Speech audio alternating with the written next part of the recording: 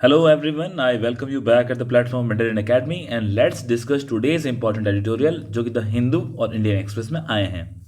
सबसे पहली जो इम्पोर्टेंट न्यूज़ थी वो रशिया और यूक्रेन का जो युद्ध है उस युद्ध को किस प्रकार से शांति से ख़त्म किया जाए, उसमें जो एफर्ट्स चल रहे हैं, जो चेन ऑफ इवेंट्स बनी हुई है उसको लेकर के हमने कल एक इम्पॉर्टेंट न्यूज़ देखी थी जिसके अंदर हमने देखा था कि रियाद जो कि कहाँ है आपका, ये है आपका सऊदी अरेबिया में, और यहाँ पे मीटिंग हुई थी किसकी, रशिया की तरफ से जो उनके एक्सटर्नल अफेयर मिनिस्टर हैं, कौन है वो, सर्जियो लॉवरोव, और यूएसए की तरफ से जो उनके सेक्रेटरी ऑफ स्टेट हैं, मार्को रूबियो। इन दोनों की हाई लेवल की मीटिंग हुई, करीब करीब 4 से 5 घंटे इनकी बातें चली, और इन बातों के बाद में इन दोनों ने जब प्रेस कॉन्फ्रेंस की तो मीडिया को बताया कि हम शांति का प्रयास कर रहे हैं और हम प्रयास करेंगे किसी प्रकार से जो ये युद्ध है वो ख़त्म हो जाए। तो ये मीटिंग तो यहाँ चली रही थी, हमने ऑलरेडी बात किया था। ये मीटिंग क्यों हुई, क्योंकि जो यूएसए के प्रेसिडेंट हैं डोनाल्ड ट्रंप और जो रशिया के हमारे प्रेसिडेंट हैं व्लादिमीर पुतिन, इन दोनों के बीच में काफ़ी लंबा फ़ोन में कन्वर्सेशन हुआ था और इन दोनों ने कहा था कि हम शांति का प्रयास करेंगे। अब आप जानते हैं कि यूएसए में जिस प्रकार से प्रोटेक्शनिज्म की पॉलिसी आ रखी है, यूएसए की जो डोनाल्ड ट्रंप है अपने 2.0 टेन्योर के अंदर ये अमेरिका को फर्स्ट और फॉरमोस्ट लाने की बात कर रहे हैं, जिसके कारण वो जो ग्लोबलाइजेशन का जो एक दौर चल रहा है उसको रोकने का प्रयास कर रहे हैं और खुद के राष्ट्र के विकास के लिए जो यूएसए ने अब तक जितने भी काम किए उनको साइड में करते हुए प्रोटेक्शनिज्म की पॉलिसी अपना रहा है। और इस पॉलिसी में ये चाहता है कि यूक्रेन के अंदर जल्दी जल्दी शांति स्थापित हो जाए। अब इसमें अब इवेंट में क्या हुआ है, अब क्या हुआ है, डोनाल्ड ट्रंप ने इस मीटिंग में शांति की बात चली, रशिया भी एग्री है। अब हो क्या रहा है, इस मीटिंग में ना तो यूक्रेन था और ना ही यूरोप था। अब डोनाल्ड ट्रंप ने कहा है कि देखो ये जो अपने यूक्रेन के प्रेसिडेंट हैं, यूक्रेन के प्रेसिडेंट आप जानते हैं व्लादिमीर जेलेंस्की है, तो बोला इनका टेन्योर 2024 में ख़त्म हो रहा था और 2024 के बाद में आप जानते हैं कि ऑलरेडी यूक्रेन के अंदर युद्ध के कारण मार्शल लॉ लगा हुआ है, और इस मार्शल लॉ के कारण क्या हो रहा है, यूक्रेन के अंदर इलेक्शंस नहीं हो रहे। इलेक्शंस नहीं हो रहे तो टेन्योर किसका रहेगा, वो उसके प्रेसिडेंट जो भी हैं उनका ही रहेगा, जेलेंस्की का रहेगा, जो उनकी कंट्री की जिस प्रकार का उनका कॉन्स्टिट्यूशन है उसके हिसाब से वैलिड है। अब डोनाल्ड ट्रंप ने कहा है कि जो जेलेंस्की हैं वो तो डिक्टेटर हैं, और मैं उनसे कहता हूं या तो तुम एक काम करो, फटाफट से इस पीस डील को बात कर लो, इसमें आ जाओ, इन्वॉल्व हो जाओ, शांति से पीस डील को मान लो, otherwise you will lose Ukraine. आप समझ रहे हो तो किस प्रकार से हड़बड़ी हो रही है।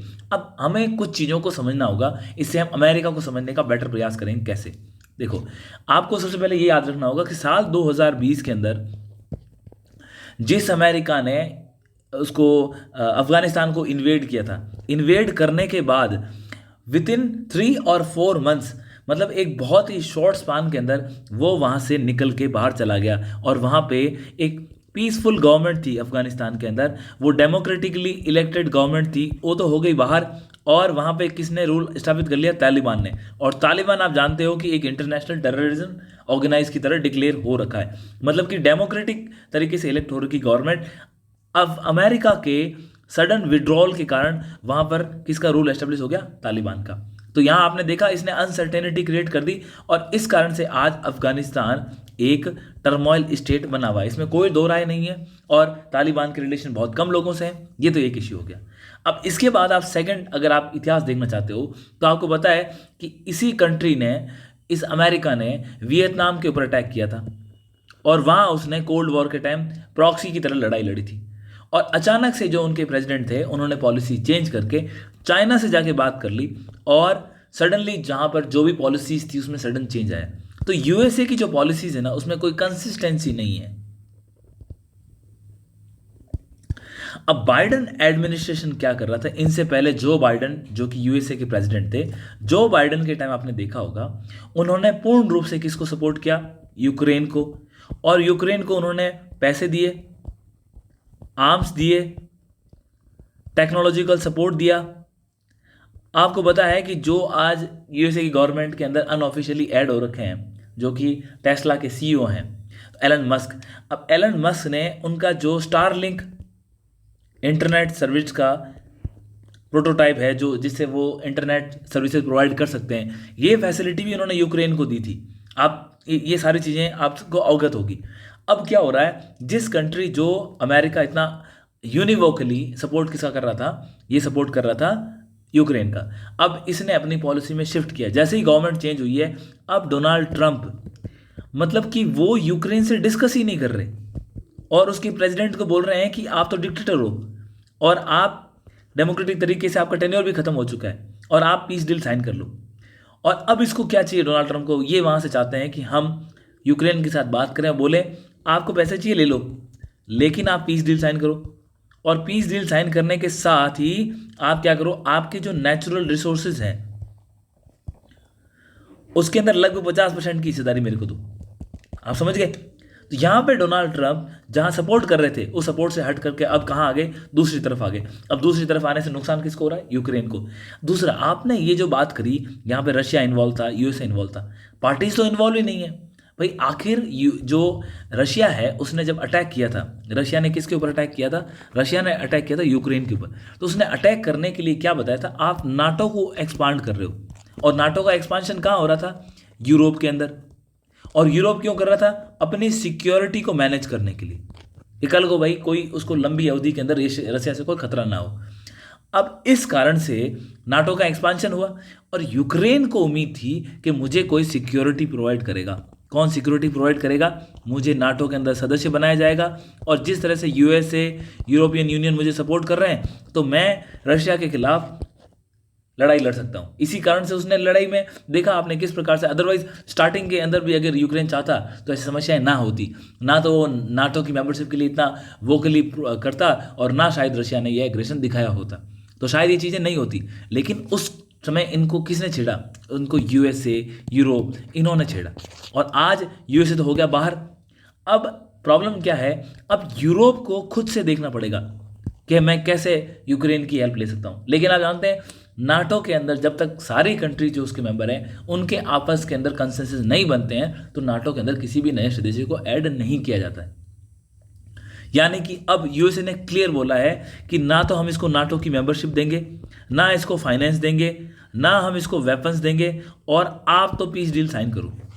और अब आपको दिख रहा है कि यूएसए का लीनिएज किस तरफ चला गया? रशिया की तरफ। क्यों चला गया? यूएसए मानता ही नहीं है कि रशिया आज की टाइम पावरफुल है, इसीलिए तो वो उसके साथ बातचीत कर रहा है। और वो क्या मान रहा है कि आज की तारीख में मेरा दुश्मन कौन है? चाइना। तो मुझे ध्यान कहाँ देना है? चाइना के ऊपर। इसके लिए मुझे चाहे रशिया से दोस्ती करनी पड़े, और उसके लिए चाहे जो मैंने वादे किए हो यूक्रेन के साथ या यूरोप के साथ, उनको मैं तोड़ दूँ।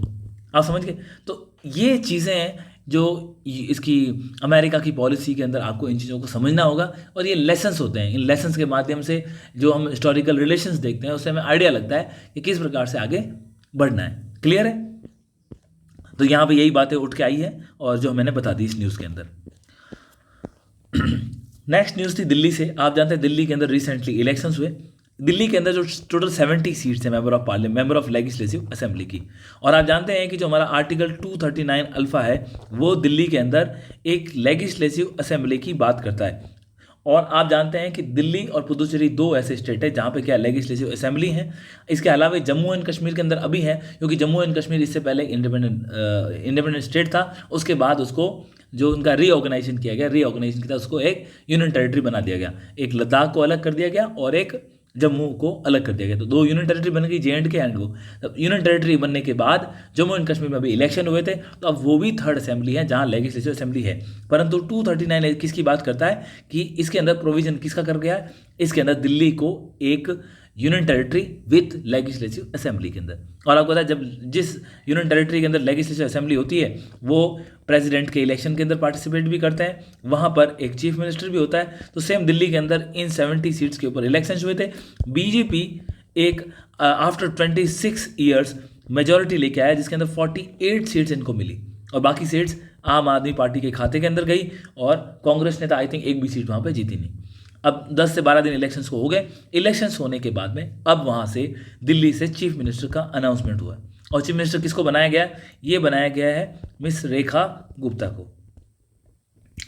ये फर्स्ट टाइम MLA हैं। सबसे अच्छी बात ये है कि फर्स्ट टाइम MLA हैं। इससे पहले भी ये पॉलिटिकल करियर में थी, ऑलमोस्ट इनकी 50 ईयर्स के आसपास की एज है, तो ये यूथ पॉलिटिक्स में भी इन्वॉल्व थी, और ये दिल्ली के अंदर वहाँ पे जो मेयर भी रह चुकी है। लेकिन ये जो रेखा गुप्ता हैं ये फर्स्ट टाइम MLA हैं, और ये कहाँ से एमएलए हैं? तो ये आपके शालीमार बाग से एमएलए हैं, दिल्ली के अंदर शालीमार बाग की कॉन्स्टिट्यूंसी, वहाँ से। अब इनको जो ये एमएलए इनको जो महिला है और इनको सीएम बनाया गया है, तो इससे आपको ये भी पता होना चाहिए दिल्ली के अंदर अब तक टोटल 4 सीएम बनी हैं जो कि महिलाएं थी।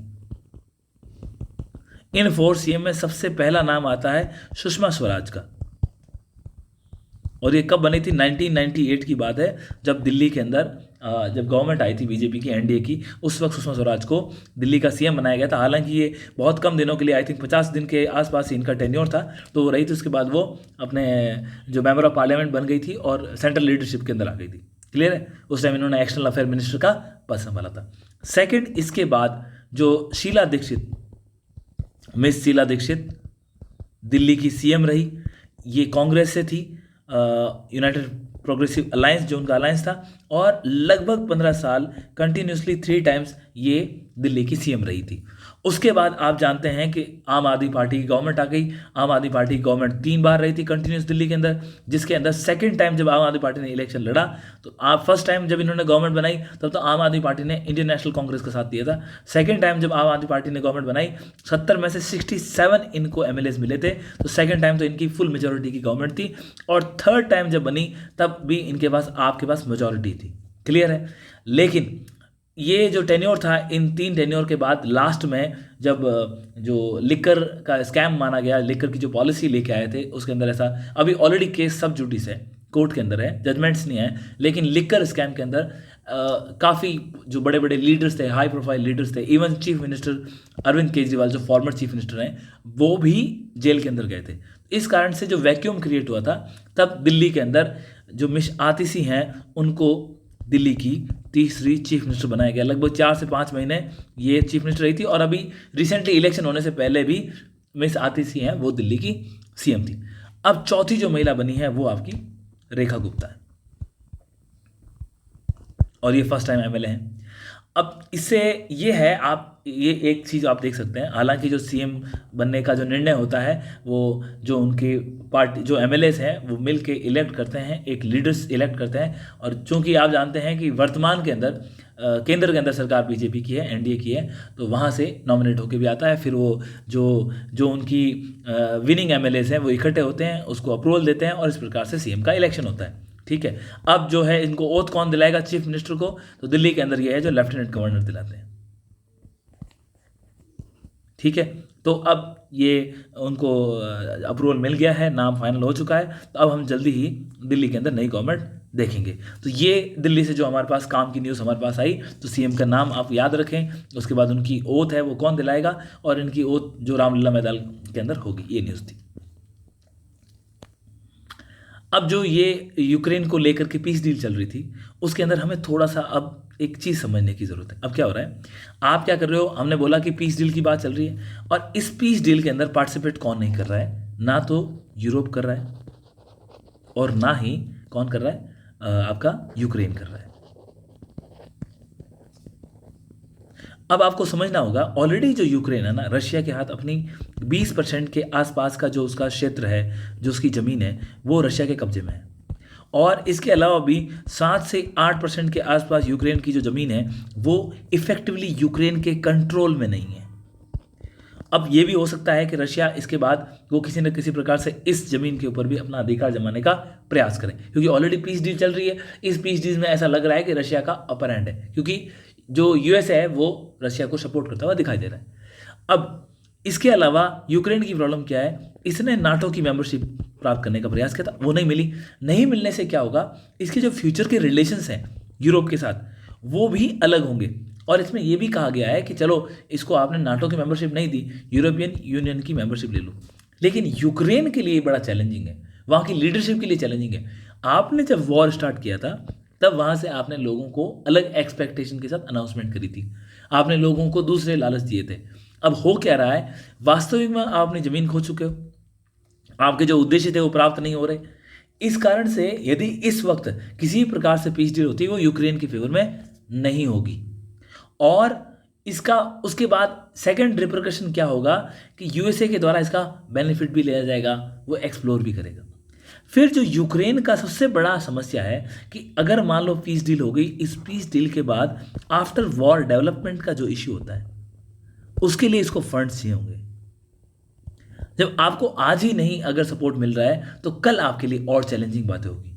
तो ये बातें इस एडिटोरियल में और निकल के आई थी, और इन्होंने ये भी कहा है इस एडिटोरियल के अंदर, राइटर ये बताने का प्रयास कर रहे हैं कि आप ये देखो कि जब रशिया ने कहा था कि मेरे लिए ये एग्जिस्टेंशियल थ्रेट है इसलिए मैं ये वॉर स्टार्ट कर रहा हूँ, तो यहाँ पर जो यूएसए के प्रेसिडेंट डोनाल्ड ट्रंप उन्होंने कहा है कि जो ये वॉर स्टार्ट किया था, ये वॉर रशिया ने स्टार्ट नहीं किया, बल्कि इसके लिए पूर्ण रूप से यूक्रेन जिम्मेदार है।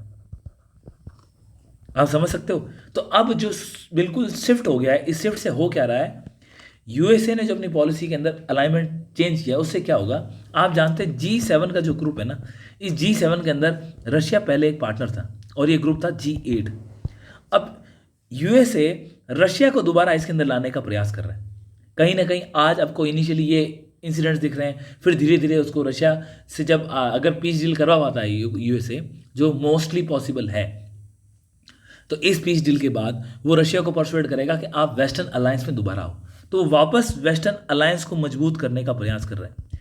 लेकिन रशिया को लाके वेस्टर्न अलायंस तो मजबूत कर रहा है, लेकिन इस वेस्टर्न अलायंस का जो एक मेन इंग्रेडिएंट है यूरोपियन यूनियन, वो वीक हो जाएगा। क्योंकि आप जानते हैं यूरोपियन यूनियन और रशिया के बीच के अंदर जो उनका एनर्जी को सप्लाई को लेकर के, जो उनकी नॉर्ड स्ट्रीम गैस की पाइपलाइंस थी उसमें जो ब्लास्ट हुए, इन सब को लेके इन दोनों के बीच में स्ट्रेन है, काफ़ी प्रॉब्लम से। ये एक जो एडिटोरियल हमने देखा, एक द हिंदू के अंदर आया था और एक इंडियन एक्सप्रेस में आया, दोनों की हमने बात कर ली। आज का अगर द हिंदू का न्यूज़पेपर देखोगे तो आपके अंदर जो एडिटोरियल्स वाले सारे पेज हैं, अगर आप देखना चाहते हो मैं आपको दिखाता हूं।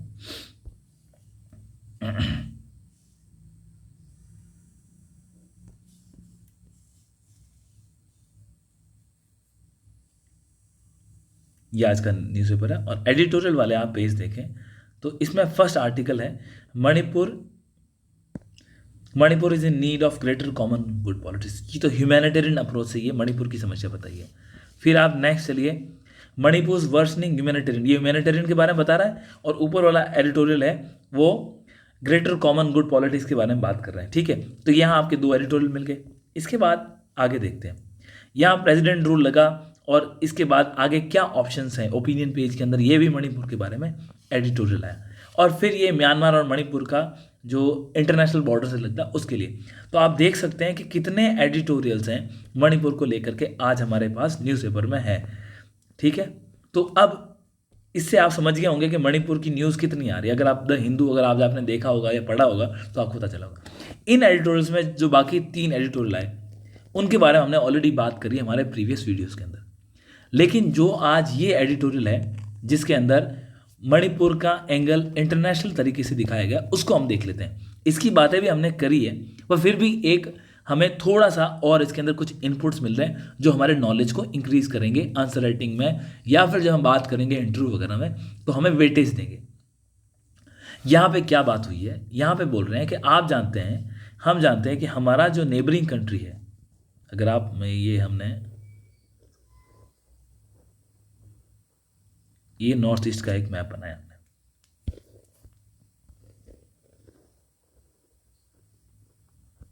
ठीक है, ये नॉर्थ ईस्ट का मैप बनाया, यहाँ से अपना पेनिनसुलर इंडिया है ये। तो आप समझ सकते हैं मोटा मोटी, ये अप टू द स्केल नहीं है लेकिन आप समझ लो। अब इनसे इस इंटरनेशनल बॉर्डर पर ये लोकेशन किसकी, आपकी मणिपुर की। और मणिपुर के बगल में जो इंटरनेशनल बाउंड्री टच होती है वो किससे होती है, म्यांमार से। क्लियर। और मैंने यहाँ पे एक टाउन बताया था पहले भी, जिस टाउन का नाम है मोरे। म्यांमार के बाद ये जो नेक्स्ट कंट्री आती है वो थाईलैंड है। ठीक है, और उसके बाद आपका नीचे आपको इसके बाद राइट साइड के अंदर आपको वियतनाम मिलेगा, उसके ऊपर की तरफ लाओस मिलेगा आपको, लाओस। फिर इसके बाद आपको नीचे की तरफ आओगे तो आपको इंडोनेशिया से ऊपर सिंगापुर मिलेगा। तो यहां से एशियन कंट्रीज आ जाती है। ये एडिटोरियल क्या कहना चाहता है कि आप जानते हैं कि नॉर्थ ईस्ट के अंदर ये जो म्यांमार और मणिपुर की बॉर्डर है, यहाँ पे एथनिक रिलेशंस हैं, एथनिक रिलेशन है, यानी कि दो जो कम्युनिटीज़ यहाँ पे रहती है, जिसके अंदर आपके जो है, कुकी है, चिन है। चिन तो एक प्रांत भी है, कहाँ पे है चिन प्रांत? म्यांमार के अंदर। तो यहाँ पे जो कम्युनिटीज़ रहती हैं इनके दोनों के आपस में रिलेशंस हैं। अब इन रिलेशंस के कारण क्या होता है, हमने एक यहाँ पे फ्री मूवमेंट रिजीम बना रखा है, FMR, फ्री मूवमेंट रेजिम। ये क्यों बना रखा है? नंबर एक, इनके एथनिक रिलेशन को ध्यान में रखते हुए, इनके कल्चरल रिलेशन को ध्यान में रखते हुए, यानी कि इनके यहाँ पे मैरिटल रिलेशंस थे, बहुत सारी चीज़ें थी। और इससे क्या हो रखा था, इन FMR के आसपास, जो ये बाउंड्री के आसपास के एरिया को फ्री मूवमेंट रिजिम बोला है। अगर ये मणिपुर है आपका सपोज, और ये यहाँ पे म्यांमार है, तो ये जो बीच का एरिया है कुछ बॉर्डर के बगल में, इस एरिया को हमने क्या बोला है? Free movement regime. अब इसमें क्या है, यहाँ से भी जो मान लो कम्युनिटी रहती है और उनके कुछ यहाँ भी लोग रहते हैं, तो ये लोग इस फ्री मूवमेंट रेजिम के अंदर एक दूसरे के यहाँ आ जा सकते हैं। उसके लिए उनको कोई वीज़ा की आवश्यकता नहीं होती। ये प्रैक्टिस पहले से ही चल रही है। और रीजन क्या थे? एथनिक रिलेशन, कल्चरल रिलेशन, फिर इकोनॉमिक रिलेशन। इकोनॉमिक रिलेशन के अंदर आप जानते हैं, इसलिए हमने यहाँ पे इन बॉर्डर्स के ऊपर क्या बना रखी है? Border hearts. तो वहाँ क्या है, कोई भी इधर से उधर से आकर के अपना व्यापार कर सकता है। अब ये जो फ्री मूवमेंट रिजीम बना रखे थे, इनका जो इनिशियली डिस्टेंस था ना, इसकी भाई इसकी लेंथ, एरिया, कितना एरिया आपने दे रखा है, तो इनिशियली जो एरिया था वो 40 किलोमीटर का था। यानी कि इस बॉर्डर के आसपास के 40 किलोमीटर के एरिया के अंदर आप जा सकते हैं, आ सकते हैं। उसके लिए कुछ टाइम ड्यूरेशन थी कि 45 डेज तक आप यहाँ पे जाकर रह सकते हैं, और ये एक इनका प्रोविज़न था। उसके रीजन हमने बता दिए। धीरे धीरे हमने क्या किया, इस एरिया को रिड्यूस करने का प्रयास किया। जो आपको ये बॉर्डर के आसपास का एरिया दिख रहा है ना, इसको रिड्यूस करने का प्रयास किया। और क्या किया आपने? इसको 16 किलोमीटर कर दिया। कब किया? जब हमारे नॉर्थ ईस्ट के अंदर मणिपुर का इश्यू हुआ। ये निर्णय कौन लेता है? ये निर्णय होम मिनिस्ट्री लेती है। अब क्या हुआ? अब उसके बाद इसको 10 किलोमीटर करने का बात चल रही है, प्रयास कर रहे हैं कि इसको हम रिड्यूस करके 10 किलोमीटर कर देंगे। और even home minister Amit Shah ने तो कहा था इसको ऑल टुगेदर स्क्रैप ही कर देंगे। अब स्क्रैप करने के ड्रॉबैक्स क्या है, करना चाहिए नहीं करना चाहिए, ये वो रीजन है इसको स्क्रैप नहीं करना चाहिए। यही रीज़न है वो जो हमको इंपॉर्टेंस देना चाहिए। लेकिन ऐसे क्या रीजन्स है जिसके हमें स्क्रैप करना चाहिए, उसका रीज़न सुन लो आप। तो कारण क्या है जिस कारण से हमको फ्री मूवमेंट रिजीम को ख़त्म कर देना चाहिए? नंबर एक, इलीगल माइग्रेशन या माइग्रेंट्स। दूसरा, ड्रग ट्रैफिकिंग। तीसरा, पोचिंग एक्टिविटी। चौथा, आर्म्स स्मगलिंग। इन चीज़ों से आप समझ गए होंगे कि ये जो चीज़ें हो रही है, ये चीज़ें क्या कर रही है, इस फ्री मूवमेंट रिजीम को यूज़ करके मिसयूज़ कर रही है। मतलब आप ये समझ लीजिए मिसयूज़ हो रहा है। तो इस कारण से ये कुछ रीजंस होते हैं, इसको करना चाहिए नहीं करना चाहिए, और ये वो रीजंस हैं जिस कारण से हमें नहीं करना चाहिए। तो क्रिटिकल इवैल्यूएशन में दोनों पॉइंट्स काम आएंगे। अब इसके बाद आपको बताया कि हमारे लिए नॉर्थ ईस्ट बहुत इंपॉर्टेंट है। क्यों इंपॉर्टेंट है? ऑलरेडी इसका डेवलपमेंट नहीं हुआ, और हमारी जो पॉलिसीज़ थी, पहले पॉलिसी क्या थी? पहले थी लुक ईस्ट पॉलिसी। फिर उस लुक ईस्ट पॉलिसी को हमने चेंज किया, क्या बनाया? Act east policy. और इसको फिर हमने आगे कहाँ बढ़ाया? Extended east policy. मतलब केवल ईस्ट तक नहीं जाना, उसके आगे जाना है। इसके अंदर आपने काम क्या किया? ये एक्ट ईस्ट पॉलिसी तो साल 2014 के अंदर ही थी, जब हमारी ये NDA की गवर्नमेंट बनी थी। उस वक्त इन्होंने एक्ट ईस्ट पॉलिसी बनाया था, और लुक ईस्ट 1990s के अंदर आई थी। अब लुक ईस्ट के अंदर और इतना काम हो नहीं पाया। अब एक्ट ईस्ट के अंदर आप क्या प्रयास कर रहे हो? एक्ट ईस्ट के अंदर जो हमारा ये नॉर्थ ईस्ट है, इसके अंदर आप क्या कर रहे हो? सबसे पहले तो हम एक ट्राईलेटरल हाईवे बनाने का प्रयास कर रहे हैं। ट्राईलेटरल हाईवे क्यों बना रहे हो? इससे क्या होगा, हमारे नॉर्थ ईस्ट को हम कनेक्टिविटी प्रोवाइड करेंगे। किससे? यहाँ म्यांमार है, फिर थाईलैंड है, तो 3 कंट्री हो गई, इंडिया, फिर आपका म्यांमार और थाईलैंड। तो ये इंडिया, म्यांमार, थाईलैंड का जो ट्राईलेटरल हाईवे, एक तरह से ये कंट्रीज़ के बीच में इंटरनेशनल ट्रेड रूट हो जाएगा। रोड नेटवर्क डेवलपमेंट करेंगे, और ये हमारे मणिपुर के अंदर ही आएगा। कहाँ पे? मोरे के अंदर। और मोरे एक इंटरनेशनल टाउन के लिए फेमस भी है। क्यों है? क्योंकि वहाँ व्यापार ही इतना होता है। यही एक ट्रेड रूट है। आप समझ गए? इन चीज़ों से हमारे यहाँ पर डेवलपमेंट की गुंजाइश बढ़ गई, और नॉर्थ ईस्ट के डेवलपमेंट के चांस भी बढ़ गए। अब जब आप जानते हो अब क्या हो गया, म्यांमार के अंदर वहाँ पे मिलिट्री रूल आया, और इस मिलिट्री रूल ने ऑलरेडी हमें काफ़ी परेशान किया। डेमोक्रेटिक इलेक्टेड गवर्नमेंट के बाद मिलिट्री रूल आ गया और इसको सपोर्ट कहाँ से मिला? चाइना से। लेकिन इसके साथ इस मिलिट्री रूल का यहाँ पे ऑपोजिशन हुआ और क्या चला? Civil disobedience movement. किसने चलाया? सिविल डिसओबीडियंस मूवमेंट ने चलाया, वहाँ के लोगों ने। अब लोगों के द्वारा जो सिविल डिसओबीडियंस मूवमेंट चलाया गया, इस कारण से मिलिट्री ने इनको दबाने का प्रयास किया। तो इन लोग भाग के कहाँ चले गए? ये भाग के प्रयास कर रहे हैं मिजोरम में आने का, ये भाग के प्रयास कर रहे हैं मणिपुर में आने का। अब इस सिविल डिसओबीडियंस मूवमेंट को दबाने के लिए मिलिट्री प्रयास कर रही है, तो इनके पास भी आर्म्स हैं, तो ये कन्फ्लिक्ट एक्सटेंड हो रहा है और एक्सटेंडेड कन्फ्लिक्ट हमारे लिए नुकसानदेह है। तो अब ये जो इनके बीच में कन्फ्लिक्ट एक्सटेंडेड हो गया, इससे हमें परेशानी होगी भारत को, क्योंकि हमारा जो ट्राइलेटरल हाईवे का प्रोजेक्ट था, इवन नॉर्थ ईस्ट का जो भी हमारा ट्रेड रूट था, इसी से था। दूसरा अगर आप देखोगे ना, हमारा ये तो म्यांमार लग गया और यहाँ पे नीचे क्या लगता है? बांग्लादेश। तो दो पड़ोसी देश बहुत इंपॉर्टेंट है। अब बांग्लादेश के साथ समस्या क्या हो गई? वहां पे पॉलिटिकल अनसर्टेनिटी है।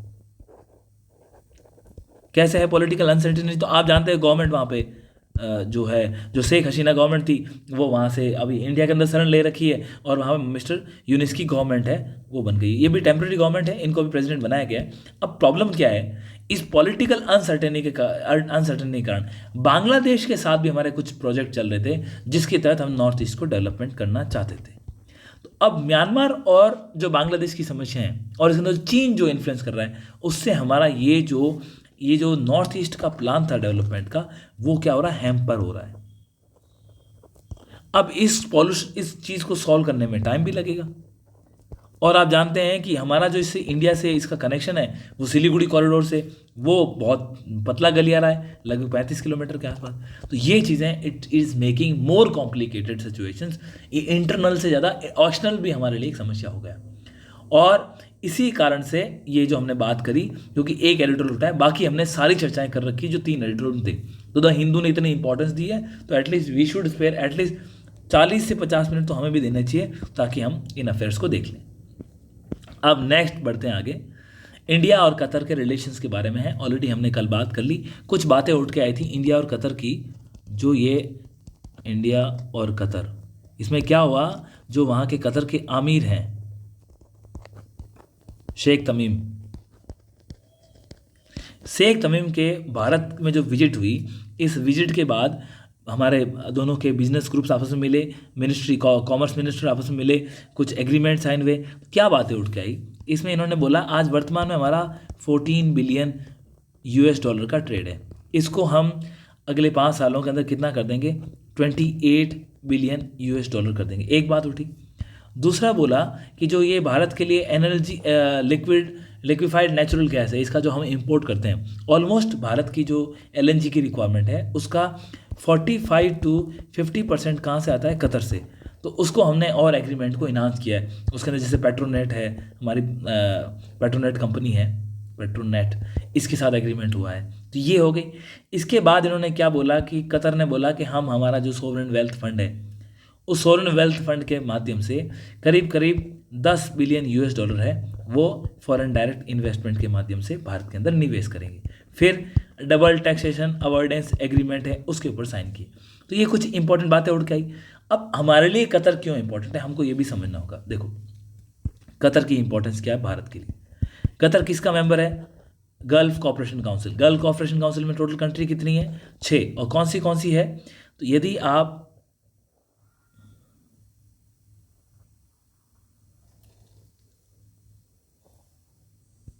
ये आपका अफ्रीका हो गया, और अफ्रीका के बगल में 1 सेकेंड, ये हमारा इंडिया हो गया। यहाँ आपका कराची पोर्ट है, यहाँ आपका ये कराची के बगल में यहाँ ग्वादर पोर्ट है पाकिस्तान का। इसके बगल में ईरान का, हमारा ईरान के अंदर जो साहिब बस्ती और चाहबार पोर्ट, सॉरी नाम याद नहीं आ रहा था, चाहबार पोर्ट है, इसी का साहिब बस्ती टर्मिनल्स है। अब ये जो एरिया, इसके बाद आपको पता ये पर्शियन गल्फ आ गया। यहाँ तो स्वेज कैनाल है, जो ये स्वेज कैनाल किससे जोड़ती है आपको? मेडिटेरेनियन। ये आपका मेडिटेरेनियन सी आ गया, ये अफ्रीका है और ये इसने स्वेज कैनाल से मान जुड़ गया। लेकिन जो ऊपर का पोर्शन है, जो पर्शियन गल्फ है, इसको हम गल्फ बोलते हैं, पर्शियन गल्फ को। इसके अंदर ये सऊदी अरेबिया, यहाँ आपकी कौन सी कंट्री, ओमान, फिर आपको यहाँ मिलेगी आपको बहरीन, कतर, यहाँ लास्ट के अंदर मिलेगा कुवैत, यहाँ पे कुवैत, ये यहाँ पे ना नाम वहाँ लिखा है लेकिन यहाँ है। बहरीन और कतर तो बिल्कुल बगल बगल में छोटे छोटे से हैं ये बीच में। और इसके बाद आपको 1 2 3 सऊदी अरेबिया, ओमान एंड ये आपका यूनाइटेड अरब अमीरात, ठीक है, ये यहाँ पे देखिए। तो ये 6 कंट्रीज़ हैं जो किसकी मेंबर हैं, ये जीसीसी के मेंबर हैं, गल्फ कोऑपरेशन काउंसिल की। अब भारत के लिए क्यों इंपॉर्टेंट है आपको पता है, ये जो कंट्रीज़ हैं वो ऑयल रिच हैं, इनके पास ऑयल रिजर्व्स हैं और भारत को अपनी आवश्यकताओं का 85% ऑयल इनसे इंपोर्ट करना पड़ता है। हम बात कर रहे हैं कतर की, हम यहाँ से क्या है एलएनजी। अब क्या इन जीसीसी कंट्रीज़ ने क्या किया था, अगर आपको पता है कि साल 2017 से लेकर 2021 के बीच में एक अक्षय कुमार की मूवी आई थी जिसके अंदर हमने वो देखा कि किस प्रकार से वो वहाँ बिजनेस करते हैं और एयरक्राफ्ट से लाया गया था, मैं नाम भूल गया मूवी का। तो वो मूवी थी ना, वो कतर से लोगों को भारत वापस लाने का एक प्रयास था, वो मूवी उसकी थीम के ऊपर थी, किस प्रकार से जब ब्लॉकेड हो गया था। ब्लॉकेड यानी क्या है, जो ये जीसीसी के सारे मेंबर्स हैं, कौन कौन, आपका यूएई यूनाइटेड अरब अमीरात, सऊदी अरेबिया, फिर आपका बहरीन, कतर, इन सब ने मिलकर, इवन इजिप्ट भी उस टाइम पार्ट था लेकिन इजिप्ट जो था वो जीसीसी का मेंबर नहीं था, इन सब ने मिलकर ब्लॉकेड किया था किसका, कतर का, जिस कारण ये लगभग 4 से 5 साल चला। तो इन्होंने नेवल ब्लॉकेड, फिर इनका एयर ब्लॉकेड और रोड ब्लॉकेड, जो भी नेटवर्क था उन सबको रोक दिया। उस कारण कतर ने क्या किया, अपने रिलेशंस को डाइवर्सिफाई किया और कतर ने रिश्ते किसके साथ बढ़ाए, इंडिया के साथ। जो टेरर ऑर्गेनाइजेशन है, हमास है, फिर आपका तालिबान है, तो इन सब के रिश्ते अच्छे हैं किससे, कतर से। और इंडिया ने उस वक्त कतर से ऑयल वगैरह भी खरीदा था इस ब्लॉकेड के टाइम पे। तो आप, क्योंकि हमारे वहाँ हमें प्रॉब्लम क्या, हमारे वहाँ से रेमिटेंसेस बहुत आते हैं, हमारे वहाँ बहुत लोग काम करते हैं तो वो रेमिटेंस भेजते हैं जो हमारे करंट अकाउंट डेफिसिट और ओवरऑल फिस्कल डेफिसिट के लिए बहुत इंपॉर्टेंट है। तो कतर तो हमारे लिए इंपॉर्टेंट था ही। अब क्या हुआ, अब जो ये इस नेवल ब्लॉकेड के कारण इंडिया और कतर के रिश्ते अच्छे बने। कतर, आज की तारीख में कतर और इंडिया के जो रिलेशंस हैं उसके पीछे और क्या रीजंस है जो हम समझ सकते हैं। अब आप देखो, हम जानते हैं कि अफगानिस्तान के अंदर भारत अच्छा खासा डेवलपमेंट का काम कर रहा था, लेकिन जैसे ही अमेरिका गया, अमेरिका के विड्रॉल के साथ ही वहाँ पे तालिबान ने अपना रूल एस्टेब्लिश कर लिया। और चूंकि तालिबान एक टेररिस्ट ऑर्गेनाइजेशन है, टेररिस्ट ऑर्गेनाइजेशन के साथ भारत अपने रिश्ते एस्टेब्लिश डायरेक्टली नहीं करता है, ये हमारी फॉरेन पॉलिसी का पार्ट है। अब जब आप इसके साथ रिश्ते एस्टेब्लिश नहीं कर रहे हो तो भारत ने क्या किया, यहाँ तो रिश्ते एस्टेब्लिश नहीं किए, लेकिन भारत ने कतर का इस्तेमाल किया और कतर के इस्तेमाल करते हुए जो वहाँ पे हमारे एम्बेसडर थे उनको बोला कि आप एक काम करो, आप तालिबान से बात करो। और तालिबान के जो फॉरेन मिनिस्टर है वो हमारे वहाँ पे कतर के अंदर किससे मिले, कतर की कैपिटल वो दोहा है, तो दोहा के अंदर वो किससे मिले, वो मिले तालिबान के फॉरेन सेक्रेटरी से, हमारे जो एम्बेसडर थे कतर वाले, ठीक है। तो कतर इस तरह से हमारी इनडायरेक्ट हेल्प कर रहा है। और कतर ने यूएसए की भी हेल्प करी, कैसे करी, जब कतर के रिलेशन किससे अच्छे थे, तालिबान से। तो यूएसए को जब बाहर निकलना था, कहाँ से, अफगानिस्तान से, तो उसने कतर को बोला यार तुम मेरी बात करा दो, किससे, तालिबान से, जिस कारण से मैं तालिबान को समझाऊंगा, हम थोड़ा सा निकल जाएंगे, निकलने के बाद तालिबान अपना रूल एस्टेब्लिश कर ले। यूएसए ऐसे ही काम करता है, थोड़ी सी लेमैन लैंग्वेज में बोल दिया लेकिन आपको समझने के लिए आसान है, ठीक है। तो इस प्रकार से ये भी इन्होंने यूज़ किया।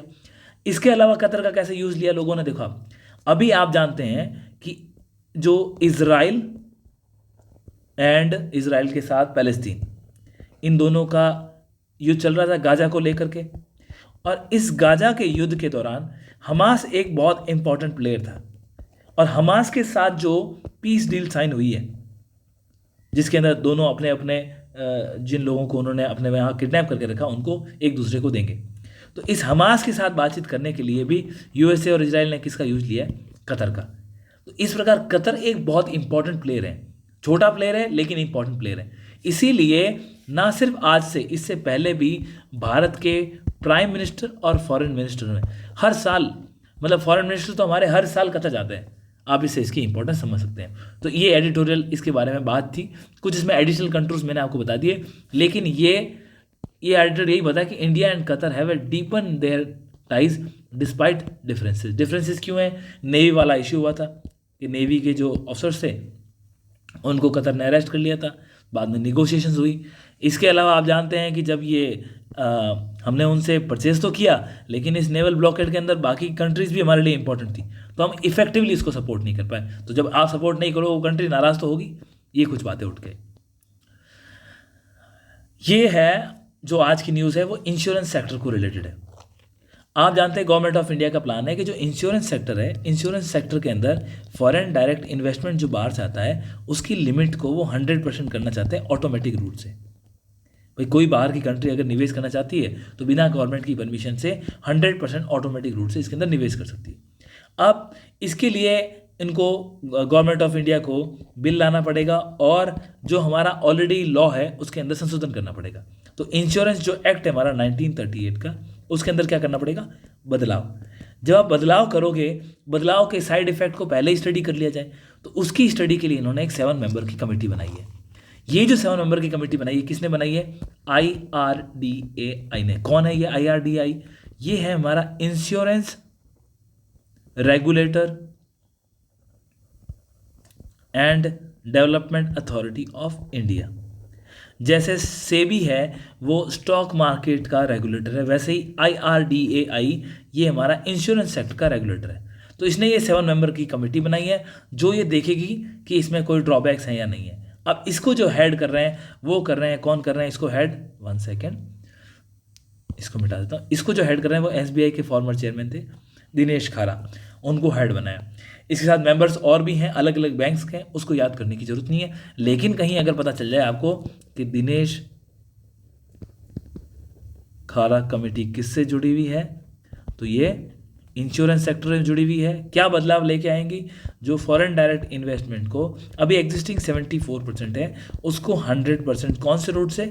ऑटोमेटिक रूट से करने की बात चल रही, इसलिए ये कमेटी इंपॉर्टेंट हो गई। डन। नेक्स्ट आगे बढ़ते हैं। आपको पता है कल राजस्थान की जो हमारी फाइनेंस मिनिस्टर हैं श्रीमती दिया कुमारी जी, इन्होंने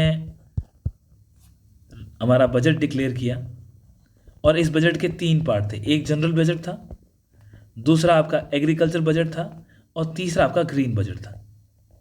तो जो एग्रीकल्चर बजट फर्स्ट टाइम अलग से लेके आए थे वो तो थे आपके जो former chief minister Ashok Gehlot ji. अब उसके बाद अभी इन्होंने एग्रीकल्चर बजट को कंटिन्यू किया है और फर्स्ट टाइम ये ग्रीन बजट अलग से लेके आए।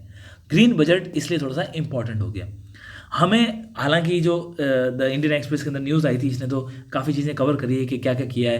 तो अब लगभग जो 5.37 लाख करोड़ का हमारा बजट था इस साल का, इसके अंदर से जो ग्रीन बजट वाले क्षेत्र में इन्होंने 27,800 करोड़ का एक्सपेंडिचर का प्लान रखा है और जो लगभग टोटल एक्सपेंडिचर का 11% के आसपास है। जो सेक्टोरल एक्सपेंडिचर होता है ना, स्कीम वाइज हम कर रहे हैं, उसका 11% है, ना कि आपके ओवरऑल बजट का।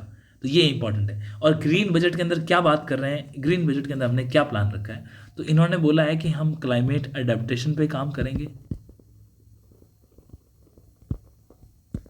इसके अलावा हम फॉरेस्ट एंड इन्वायरमेंट के लिए काम करेंगे। करीब करीब 10 करोड़ पौधे अगले साल लगाने का इन्होंने प्लान रखा है। उसके बाद बोला है कि हम सर्कुलर इकोनॉमी के लिए काम करेंगे। ऐसे 10 पॉइंट हैं जिसको अगर हमें मौका मिले तो हम आगे डिस्कस करेंगे। तो ये वीडियो थोड़ा सा एलोंगेटेड हो जाएगा, अदरवाइज मौका मिला तो हम नेक्स्ट बात कर लेंगे, उसमें कर लेंगे। वैसे अगर आपको बताना तो मैं ऐसे ही बता दूं, इसके अंदर देखो क्या क्या बात करी। क्लाइमेट चेंज की मैंने बोल दी, कहाँ है क्लाइमेट चेंज, ठीक है। फिर फॉरेस्ट एंड एनवायरनमेंट की बात कर ली, फिर आपका सर्कुलर इकोनॉमी, फिर उन्होंने एग्रीकल्चर, वाटर रिसोर्सेज, इनके बारे में बोला था। फिर बोला था ग्रीन एनर्जी के बारे में, ग्रीन बजट के बारे में। ग्रीन बजट मतलब कि ग्रीन फाइनेंसिंग। फिर बोला नई क्लीन टेक्नोलॉजी का डेवलपमेंट करने का प्रयास करेंगे और इसके साथ ही ग्रीन ऑडिट की बात भी करी थी। ये भी मैं इतने याद कर पा रहा हूँ 10 में से। तो ये जो कल बजट आया था उस वक्त देखे थे, तो ये कुछ इंपॉर्टेंट जो इससे बातें उठ के आई थी। हाँ, इसके अलावा इन्होंने एक ये जरूर बोला था कि हम एक सेंटर ऑफ एक्सीलेंस एस्टेब्लिश करेंगे। किसका?